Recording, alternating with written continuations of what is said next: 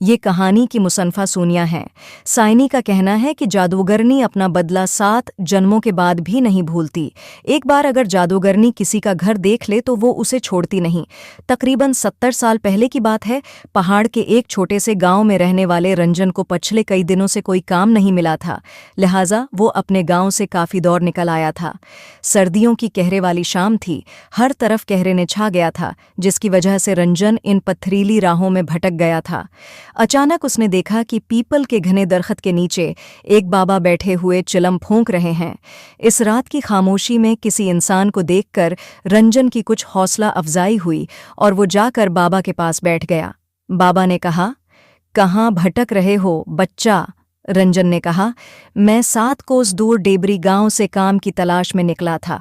काम नहीं मिला, लेकिन वापस आते हुए रात हो गई और पहाड़ों में रास्ता भी भटक गया। अब न आगे का कुछ समझ आता है न पीछे का। बाबा ने कहा, पहाड़ों में ऐसे सुनसान रास्तों पर निकलना ठीक नहीं होता। ये जो नहर के साथ वाली पगडंडी है, उसे पकड़कर निकल जाओ। आगे एक गांव आएगा, वहां जाकर मदद मांग लेना। और हाँ, रास्ते में रुक कर इधर उधर मत देखना। रंजन को बाबा की बातें और उनकी शक्ल व सूरत बहुत प्रासरार लग रही थी। बाबा की लंबी जटाएं और उनकी जल्द पर महज कपड़े थे और उनकी आंखों में इतनी सरखी थी कि देखकर कोई भी डर जाए। बाबा ने कहा, ये ले, 2 कुश भर ले, थोड़ी राहत मिल जाएगी। रंजन ने बाबा की बातों पर अमल किया और चलम लेकर 2 गहरे कुश लगा लिए। बाबा की बातों के बाद बाबा ने फिर से सिर झुकाकर अपनी चिलम खशक करने में मशगूल हो गए। रंजन चंद लम्हे वहीं खड़ा रहा, फिर खामोशी से बाबा के बताए हुए रास्ते पर चलने लगा। जैसे जैसे वो आगे बढ़ रहा था, करीब के जंगल से आने वाली जंगली जानवरों की आवाज़ से इसके बदन में खौफ की झरझरी दौड़ रही थी। अचानक उसे अपने पीछे किसी के कदमों की चाप सुनाई दी। इतने सुनसान रास्ते में अचानक कौन मेरे पीछे चल रहा है? मगर बाबा ने कहा था कि मुझे पीछे नहीं देखना।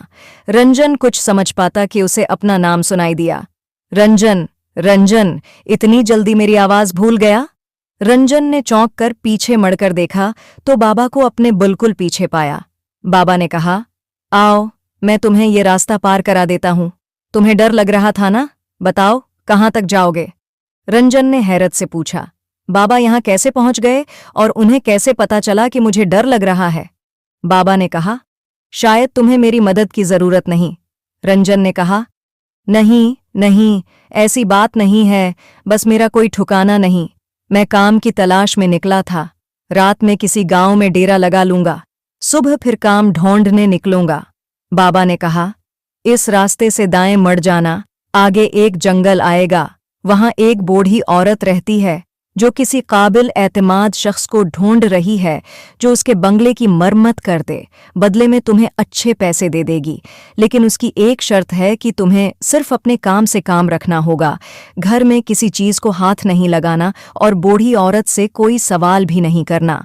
और एक और बात का ख्याल रखना, बूढ़ी औरत के पीछे जाने की गलती कभी न करना। रंजन ने कहा, बहुत शुक्रिया बाबा, लेकिन इतनी रात गए वहां जाना ठीक रहेगा? बाबा ने कहा, तुम जाओ, वो बूढ़ी रातों को नहीं सूती, तुम्हें वो तुम्हारा इंतजार करती मिलेगी। रंजन ने बाबा और उनकी बातों को प्रासरार महसूस किया, लेकिन इस वक्त उसके पास न तो रात गुजारने का कोई सामान था, न ही काम का ठिकाना। तो वो बाबा के बताए हुए सुनसान रास्ते पर चल पड़ा।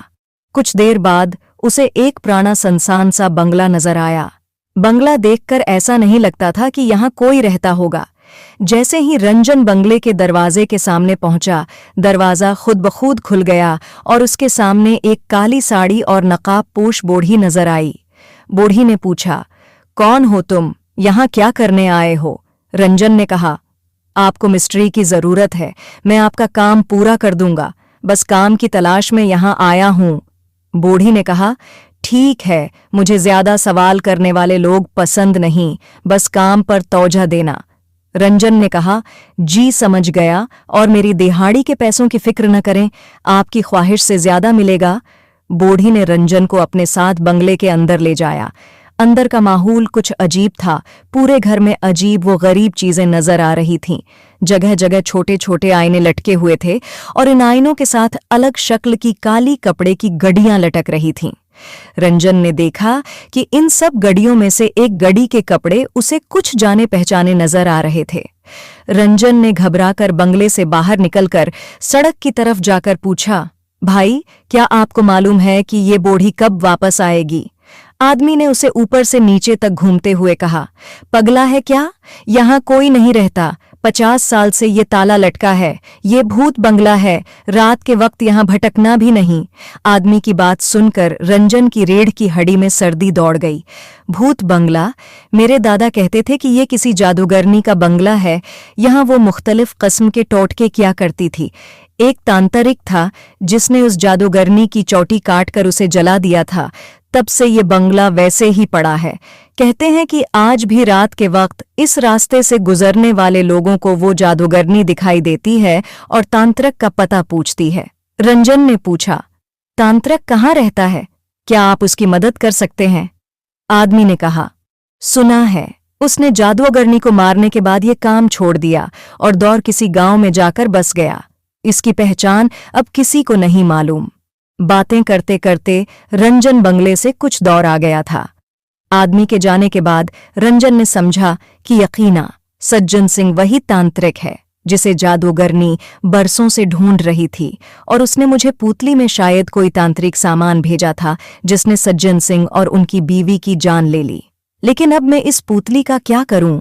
रंजन ने कांपते हाथों से पुतली उठाई और जंगल की तरफ फेंक दी और अपने गांव वापस आ गया। गांव आने के बाद जब उसने अपने घर का दरवाजा खोला तो उसकी बीवी भी सज्जन सिंह की तरह परासरार हालत में फंदे से लटकी हुई नजर आई। बीवी के जाने से रंजन मुकम्मल तौर पर टूट गया था। वो हर लम्हा खुद को ही बीवी की मौत का जिम्मेदार मान रहा था। आधी रात को रोते रोते शायद रंजन की आंख लग गई थी कि अचानक उसे अपने दरवाजे पर दस्तक सुनाई दी। जब रंजन ने दरवाजा खोला तो उसके सामने फिर से वही मनहूस पुतली रखी हुई थी। रंजन को खौफ महसूस हुआ और उसने देखा कि एक काले कपड़े वाली बूढ़ी औरत दरख्त के पीछे से झांक रही थी।